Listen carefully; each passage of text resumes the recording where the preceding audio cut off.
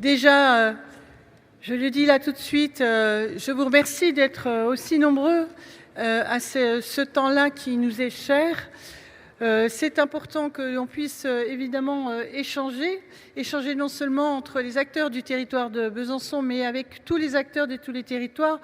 Donc je remercie Montbéliard, Mèche, attendez, je crois que je vais en oublier, parce qu'on m'a mis un petit mot, Valentinier, oui, Valentinier, Mèche, Montbéliard, qui nous ont rejoints aussi pour échanger, travailler ensemble. Nous avons tous besoin de ces échanges, ces temps importants pour essayer de voir comment nous pouvons aborder une question qui est celle d'aujourd'hui, celle de la question de la mobilité. On sait combien la mobilité, elle a des dimensions extrêmement diverses. La question de l'accessibilité, évidemment, mais aussi la question du déplacement pour des raisons d'aller sur l'activité professionnelle, mais aussi pour accéder aux services. Vraiment, la mobilité, c'est quelque chose qui est extrêmement important dans la vie de chacun. Et on voit que quand on veut parler de vie inclusive, d'une ville inclusive ou d'un territoire inclusif, un des grands leviers, c'est celui de la mobilité que nous devons toujours améliorer. Donc nous avons besoin de continuer à travailler pour améliorer, faciliter l'accès dans tous les dispositifs qui nous animent. Alors je remercie bien sûr le CCAS pour avoir organisé aussi tous ces temps-là, la direction des mobilités GBM, la direction des grands travaux, puisque c'est une façon de concevoir aussi les aménagements du territoire, la bibliothèque et les archives municipales, là, à travers leur bibliobus et le portage de livres, la direction santé publique, puisque évidemment la mobilité, le rendre actif, de donner la possibilité d'être actif est un élément majeur en matière de santé. Et on a aussi bien sûr intégré tout ça dans la mission contrat territoire d'accueil et d'intégration des réfugiés, parce que il est important pour des personnes qui sont finalement démunies, en très grande précarité, sont aussi pour s'assurer qu'ils puissent accéder même à apprendre le français ou à découvrir une société comme elle est faite. Eh bien, on a besoin de les accompagner en matière de mobilité. Pardon. Donc, c'est quelque chose d'essentiel de pouvoir regarder très largement ce que peut être la mobilité et quelles sont les solutions que nous pouvons trouver. Alors, les exposants qui sont ici, c'est le CCAS de Valentinier, le CCAS de Mèche, en plus de notre CCAS, le Pays de Montbéliard, encore une fois, Mobigo, Bourgogne-Franche-Comté, Ginko, la CITIS, Colibrius, c'est les vélos et tricycles pour personnes en perte d'autonomie, les manivelles, la route secours, les ateliers Bonjour de la CARSAT, Envie Autonomie, l'ORPAB et Agir Mobilité. J'espère que j'ai oublié personne, parce que quand on commence à énumérer, on est toujours en train de se dire que peut-être on a oublié quelqu'un, et je m'en excuse déjà par avance si c'est le cas. Mais en tout cas, une chose est certaine, c'est que nous avons besoin de trouver toutes les méthodes, tous les moyens pour que cette question de mobilité puisse avancer. On est dans une période un peu particulière, puisque les villes et notre environnement avaient été largement construits autour de l'automobile. Peut-être que tu prends une chaise pour Philippe. Ça avait été largement conçu pour l'automobile, évidemment, et à tel point que du coup, on n'était plus très sûr d'avoir bien laissé la place aux piétons, aux vélos, et donc bien sûr aussi du coup aux fauteuils roulants ou déambulateurs ou toute forme de matériel qui demande à ce que les parcours, les continuums de déplacement soient garantis, et ça c'est important.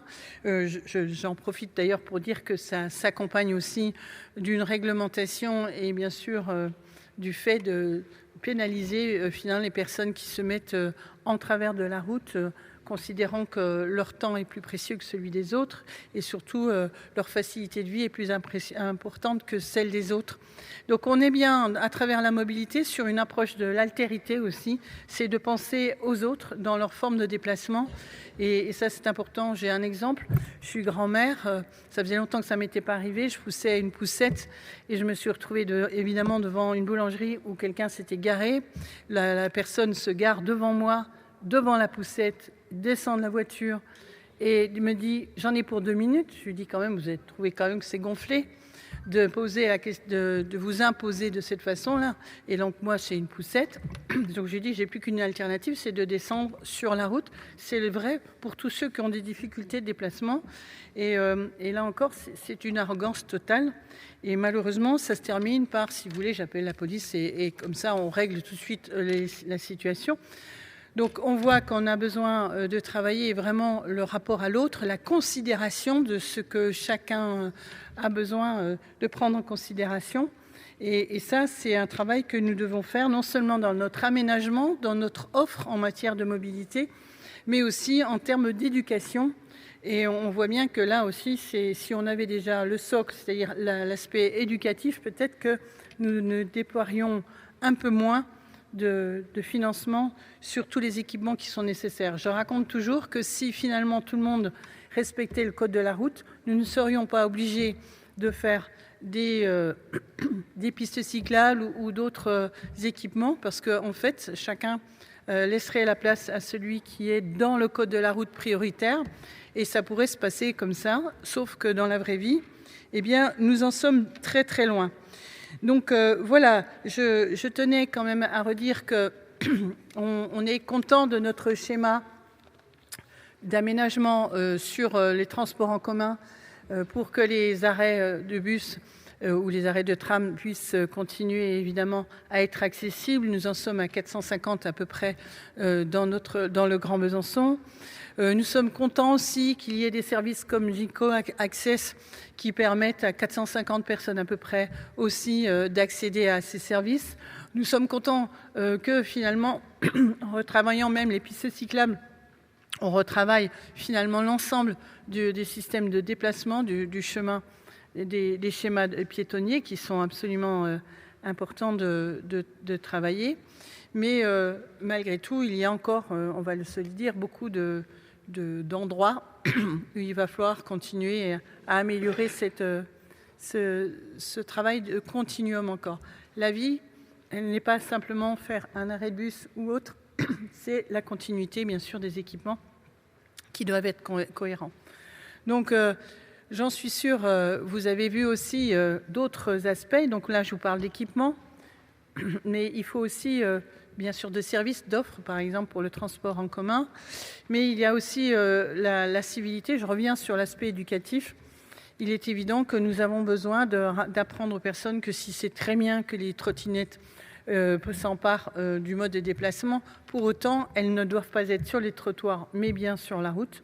Et ça, c'est quelque chose que nous devons aussi assurer, parce qu'on sait combien ça peut mettre en très grand stress les personnes qui se trouvent peut-être avec des difficultés de déplacement et qui, bien sûr, sont troublées par cette conquête finalement des trottoirs par des équipements qui vont bien trop vite, qui sont bien trop dangereux et qui n'ont rien à y faire.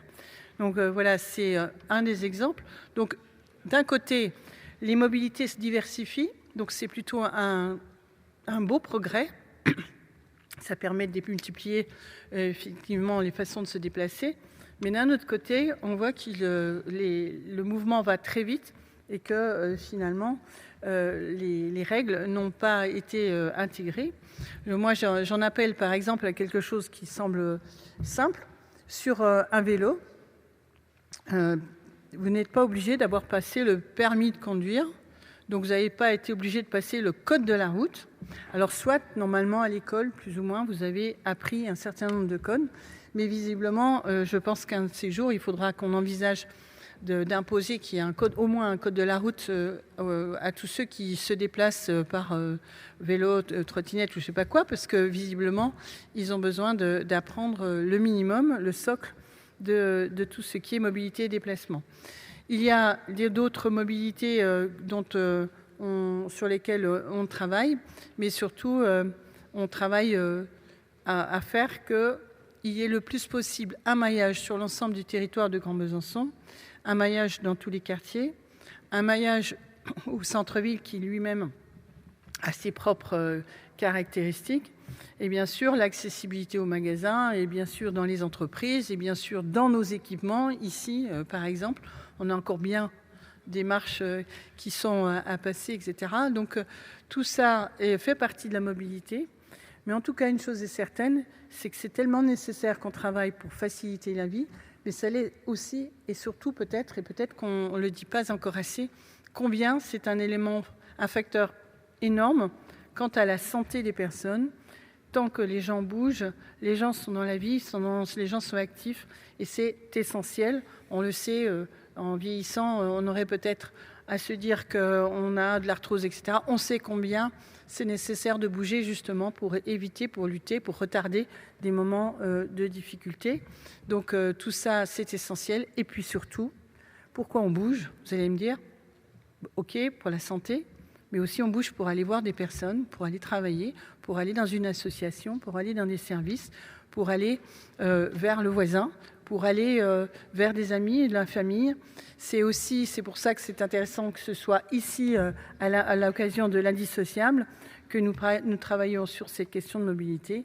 Et dernièrement, on sait bien qu'au moment où il y a une crise du pouvoir d'achat, on sait que la mobilité peut peser terriblement sur aussi le budget des personnes, et qu'il est nécessaire que nous puissions trouver les uns les autres. Et je sais combien il y a un certain nombre d'acteurs qui offrent aussi la possibilité, par exemple, d'accéder à des voitures, par exemple, à des prix abordables, pour que les personnes ne se disent pas « je n'ai pas les moyens et du coup je m'interdis d'aller chercher un travail qui m'imposerait des distances que je ne pourrais pas couvrir ».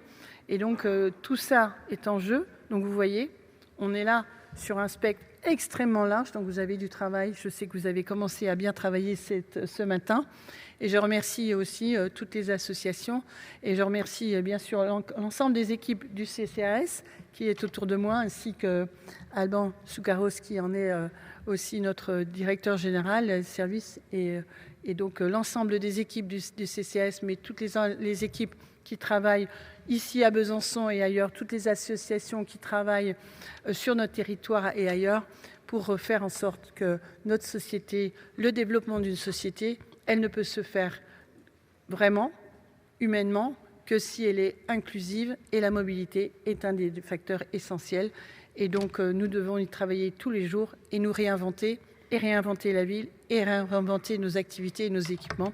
Et donc je vous remercie pour le travail que vous faites, parce que, on le sait, ça ne sera possible que si nous sommes sur un travail collectif, et c'est ce que vous êtes en train de faire, c'est de partager, échanger, et de faire en sorte que les expériences des uns puissent nourrir le travail des autres. Et ça, c'est essentiel. On le dit à chaque fois, mais il faut quand même se répéter. Il n'y a qu'un travail collectif qui permet d'appréhender toutes les solutions possibles.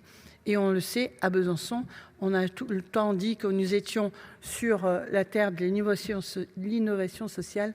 Eh bien pourquoi ? Parce que c'est une terre des solutions, et c'est ça que nous cherchons, c'est chacun à aller vers des solutions. Il doit y en avoir, il y en a d'autres qu'on n'a pas encore trouvées, mais on va les trouver bientôt, j'en suis sûre. En tout cas, merci encore, parce que c'est un travail collectif, et c'est parce que vous êtes là que nous allons pouvoir avancer. Merci à vous.